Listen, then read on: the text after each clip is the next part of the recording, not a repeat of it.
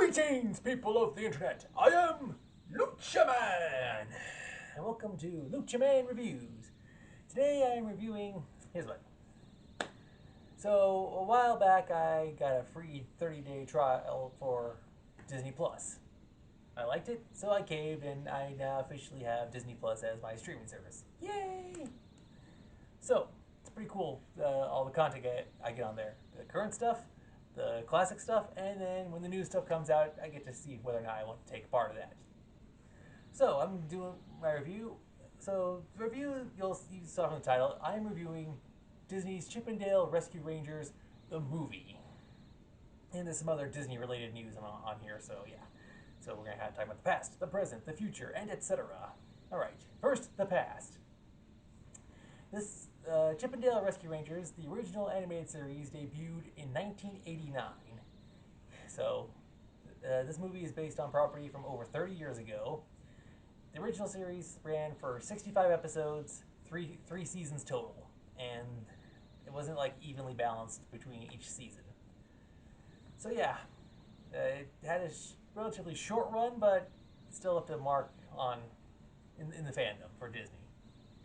So Disney came up with a pretty creative way for doing this film. How would I describe this film? I'd say it's Chip 'n Dale. It meets Chip 'n Dale meets Who Framed Rodger Rabbit with a touch of the Wreck-It Ralph franchise. Uh, um, a little mixture of Deadpool, only without the excessive swearing, immense violence, and all the other mature elements. And speaking of Deadpool and Ryan Reynolds, I'm guessing maybe a few elements from the movie Free Guy, which I hear is also on Disney Plus, which kind of surprises me. So yeah, I'm gonna have to check that out. But yeah, so it's interesting because by now YouTube has a whole bunch of videos called "All the Easter Eggs in the Chip 'n Dale Movie." So there's a whole bunch of stuff related to the Disney universe and then the universe outside of the Disney universe, like other networks and series and films and etc. So that's pretty cool. Yeah, I once on Facebook I saw there was a review where it was referred to as very meta, and I don't care. It works for the film. The film is very entertaining. It's kind of like the origin story. It is the origin story of how Chip and Dale met, and how they got the show together, and now what they've been doing with their lives after the show ended. Now then, we have to talk about the two elephants in the room. First and foremost, the voices. So, you don't have to change my voices like they do in the show, but I guess it's like when someone is a voice actor for an animated series, they don't walk around all day talking in the voice of the character that they're playing. But here's the interesting thing: Chip and Dale are actually voiced by their original voice actors, so that's them doing their real voices. It's kind of like how when South Park had their movie on the HBO where Stan and Kyle were grown up and voiced by the two creators of the show, just doing their voices. So that's interesting. Speaking of voice work, the original voice cast, aside from Chip and Dale, are back. Are back for the film also, which is pretty cool.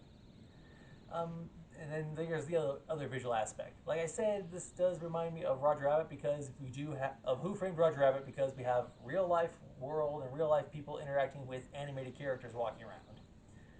We have different varieties of animation styles, and Chip is in the traditional 2D animation, while Dale admits to having undergone a CGI procedure.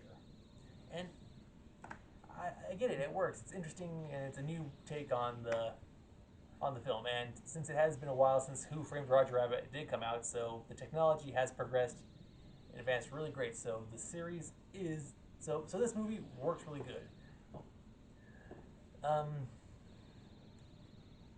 Yeah. So the main story is that, like I said, it's after the event. It's an origin story, and it's post origin story of what are they doing now, and how things have changed, and they need to figure out. Well, it's Chip, it's Dale, and they're involved with solving mysteries. So there's one more for the books. It's a very good movie, and I thoroughly enjoyed it. If you haven't checked it out yet by now, then I suggest you do. Oh, here's an interesting thing. Before the film came out, on the day of that and the previous day, Disney XD aired a marathon showing every episode in chronological order in its entirety, the entire series. So So it was really good. I give Chippendale Rescue Rangers the movie a solid 10 out of 10. I highly suggest you check it out. Okay, well that's all the time we have for this episode. Thank you for watching. Sorry this one was so late to get to. Until next time, this has been Lucha Man for Lucha Man Reviews, saying thank you for watching, and as always, have a nice day.